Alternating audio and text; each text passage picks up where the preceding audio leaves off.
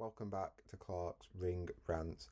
Let's get straight into today's video, and we've got a little bit of news today, a little bit of breaking news, and that is that former two-time unified heavyweight world champion Anthony Joshua has took to social media to post some clips of him back in the gym, having a little bit of a move around, hitting the pads, and this comes just a few weeks after he was involved in that fatal car collision in Nigeria, which tragically saw him lose two of his closest friends who were also involved in the collision.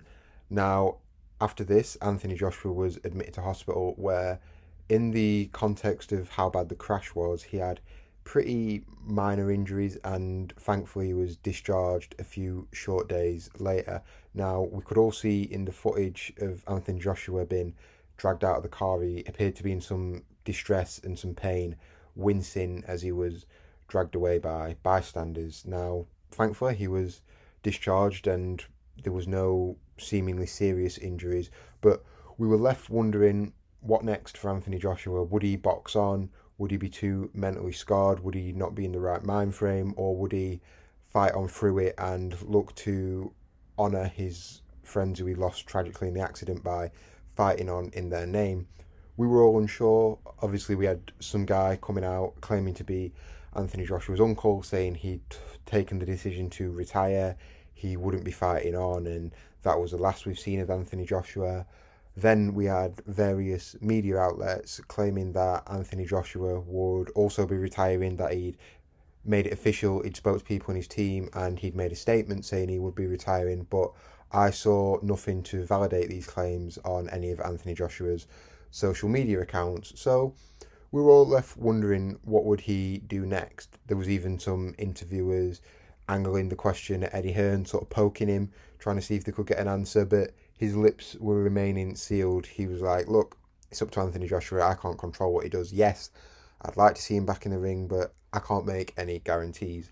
So we just eagerly await an announcement from Joshua. We can speculate, but nothing concrete. And now today, with this footage coming out, it's showing some really, really positive signs. Now, as we know, Anthony Joshua is one of, if not the biggest stars in boxing. He's headlined multiple pay-per-views. He's given us memorable nights in victory and defeat. He's made more money than a man could ever spend in 50 lifetimes. So it's not as if he needs to box on. If he's coming back, it's because he wants to, and he wants to cement his legacy as a British boxing legend. He doesn't need to fight. I can't reiterate that enough. I can't make that any clearer. So Anthony Joshua could walk away from the sport now, but I feel like if he was going to do that, we would have got an announcement by now. And now we see this footage of him back in the gym. It does get me thinking, and we do have to start asking the questions.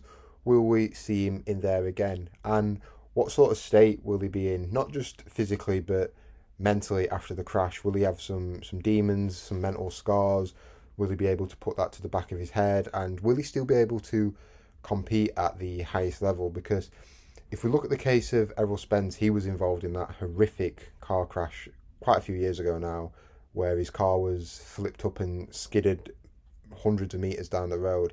He was never quite the same fighter after that. He was good, but there was just something missing. And what is worth noting is he was a lot younger than Anthony Joshua is now when he was involved in that crash. He was only around 28 or 29, Spence, when he was involved in that crash, whereas Anthony Joshua is 36. He's sort of coming towards the end of his career here now. He's at the point where he is starting to diminish. I think it would be fair to say his timing, his athleticism, his speed, it's not what it once was. So how much is this going to be impacted, and is his decline going to be sped up by the effects of this crash? I guess we'll not know unless we see him in the ring. Now, we saw him in the ring against Jake Paul just before the crash, and that didn't really tell us too much as to where Anthony Joshua is, how much he's got left. The real test would be if we see him back in there post-crash against a real fighter. Then we'd know what Anthony Joshua has left, whether it is probably the right time for him to walk away or whether he should push on and keep fighting. Now, as we all know, the Tyson Fury fight was on the table before this crash. It was seemingly closer than ever to happening, and then we get this tragic collision, and it sort of puts any Tyson Fury fight on the back burner.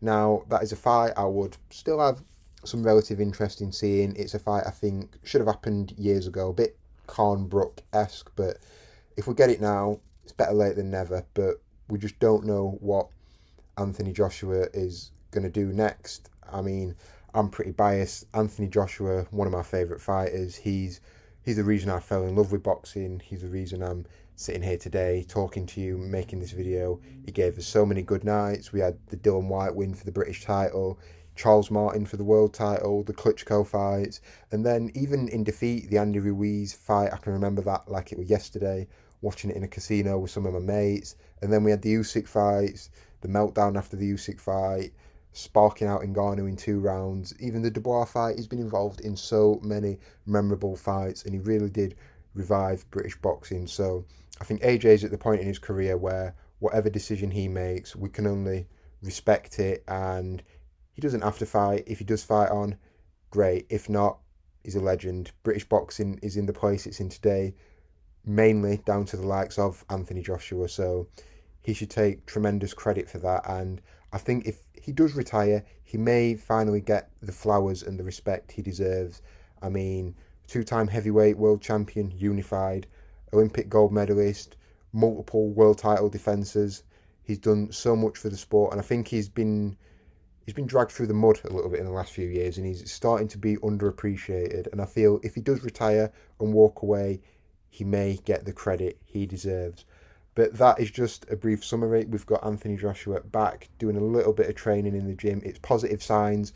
Will we see him in 2026? I'm not sure, but either way, this is great. It's a great response after the crash. It's going to do his mental state a whole world of good, getting in there, doing a bit of training, what he loves. Whether he can find it in himself to get back to competing at championship level, I'm not sure, but either way, these are great signs from Anthony Joshua. Let me know what you think he's going to do. Comment your thoughts. Should he carry on? Should he retire? Leave a like, subscribe if you're new, and I'll see you on the next video.